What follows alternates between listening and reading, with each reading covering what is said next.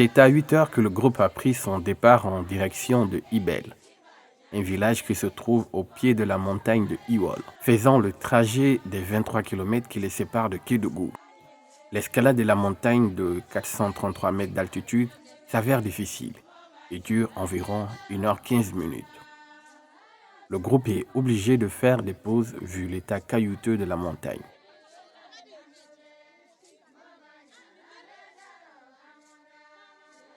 Après une montée difficile sur la colline, nous arrivons à la rencontre de Jean-Baptiste Keïta, qui est en quelque sorte l'esprit et la mémoire de ce lieu.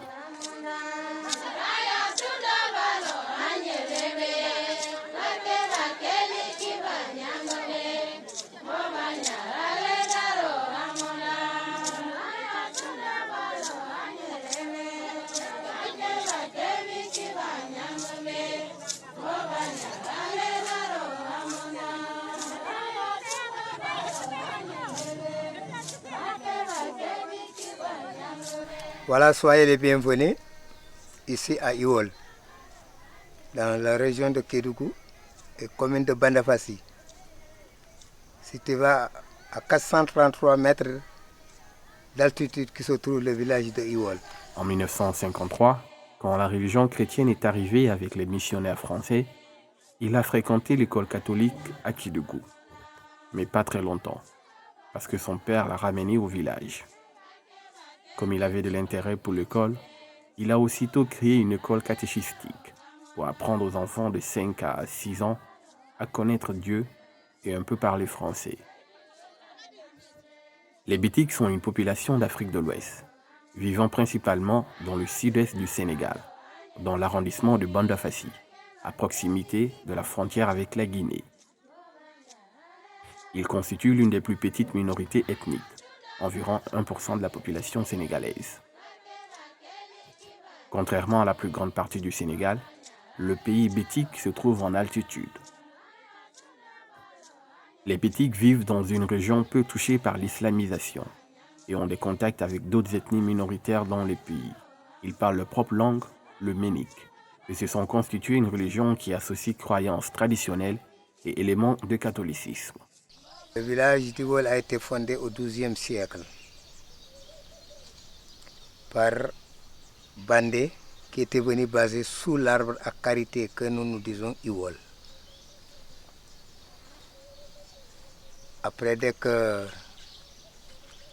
l'arbre a disparu, Bandé a fait un enclos.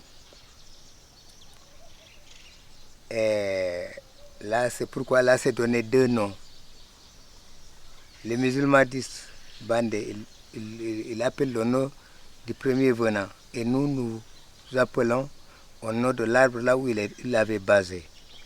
Les premiers habitants du village, c'était les Keïta qui étaient les premiers venants d'ici. Ils viennent du Mali. Qu'est-ce qui les a fait quitter le Mali? Parce qu'il y avait la guerre de Samori Touré et Soundiata Keïta.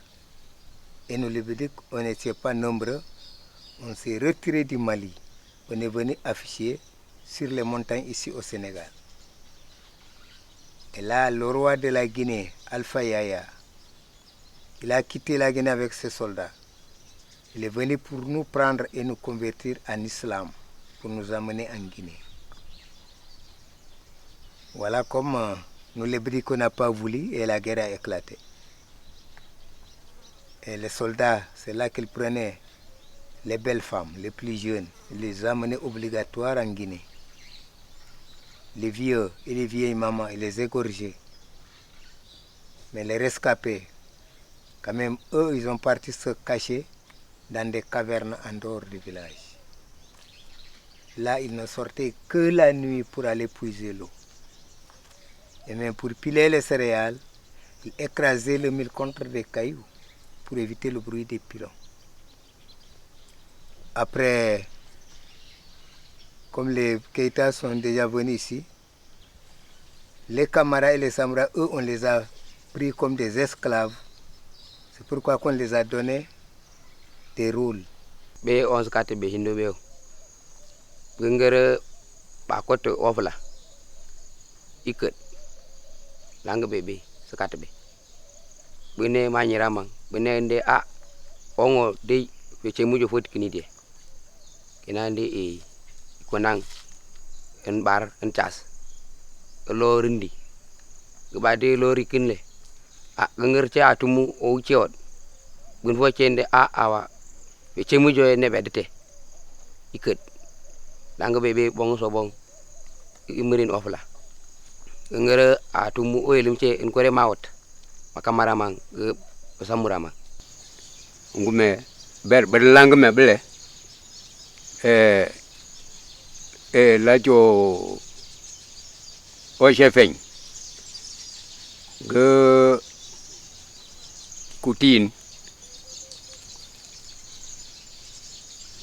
ge karimo kundang mochatin. La religion pratiquée par les Bédéques ici à Iol, c'est l'animisme. Pourquoi on n'a pas voulu lâcher l'animisme? C'est juste pour pouvoir garder la tradition des Bédéques. Parce que l'animisme, c'est celui qui croit à la nature, au tas de pierres et au croisement des routes. C'est là qu'on demande les intentions pour protéger le village et soi-même. C'est ça que nous, on a l'intention de suivre l'animisme, parce qu'on voit l'animisme, vraiment, ça nous protège beaucoup, quoi. On est chrétien, mais on est animiste. On croit à l'animisme, on croit à la chrétianisme, quoi. Comme c'est en 1953 que la religion chrétienne est arrivée ici dans le village, depuis lors, comme les missionnaires sont venus très gentiment, c'est là qu'on a dit, bon, maintenant nous aussi, on va suivre la religion chrétienne.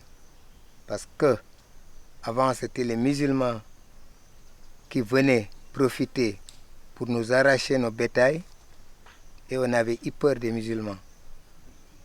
Et voilà, comme les missionnaires sont venus très gentiment, ils amenaient des cadeaux, ils nous donnaient, et depuis lors, les Bédéques se sont réunis. Et voilà, après ils ont lancé la religion chrétienne, et après on a viré vers le côté. Bon, c'était Marcel Paravi qui était le premier prêtre qui était venu ici. C'était en 1955 qu'il est arrivé. Et il faisait le tour des 6 villages. Comme il y a 6 villages qui se trouvent juste dans la région de Kédougou ici au Sénégal. Et il faisait le tour. C'est depuis qu'il a vu que les Bédéques se sont réunis qu'il a commencé d'enseigner la religion chrétienne. Il installait des enseignants dans les villages, des écoles primaires. Et depuis lors, là, on s'est collaboré avec les missionnaires. J'étais le premier qui a créé une école ici dans le village. C'était en 1982. En 1982 que j'ai commencé d'enseigner ici. Mais avant, il y avait des enseignants que le père, le missionnaire, avait amenés. Mais depuis qu'ils ont quitté, après moi j'ai repris la relève. Dans ce lieu chargé de l'histoire des Bédéques, le baobab d'Iwol est une des principales attractions, l'amak. Baobab sacré est un arbre symbolique qui a poussé sur la tombe de l'ancêtre des Kamara du village d'Iwol. Cet arbre constitue une référence mythique dans le respect et la perpétuation de l'histoire des Bédéques.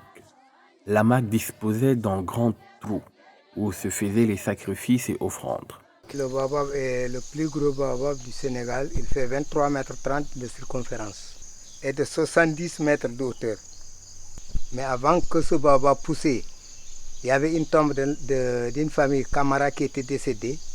Ils l'ont enterré 5 ans après le baobab a poussé à côté de la tombe. Là, c'était au XIIIe siècle.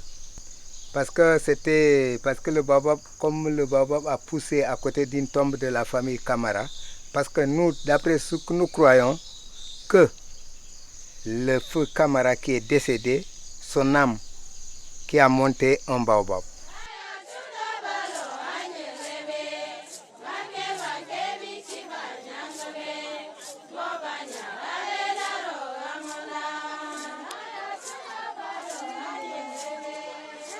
Leurs rites ont des points communs avec ceux des Bassari. Comme eux, ils arborent une série de masques végétaux lors de certains rituels. On les a appelés peuple de la vallée heureuse, en raison des nombreuses fêtes qu'ils célèbrent. Bon, la pierre là, elle est importante pour le village et pour la jeunesse des filles. Parce que nous, on a une fête qui est organisée par les filles au mois d'août. Bon,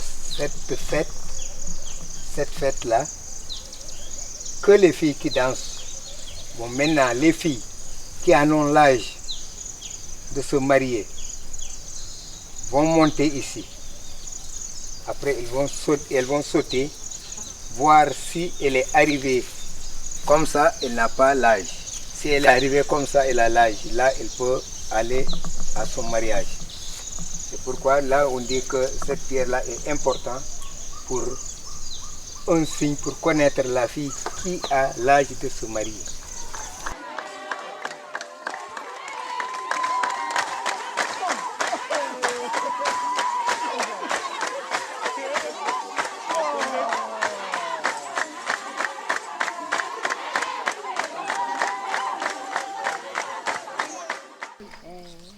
Malema ye ongo ngojeng kinsidai lemla tich keninit kena becha oflaod jengir ba be makibumuso lakbelem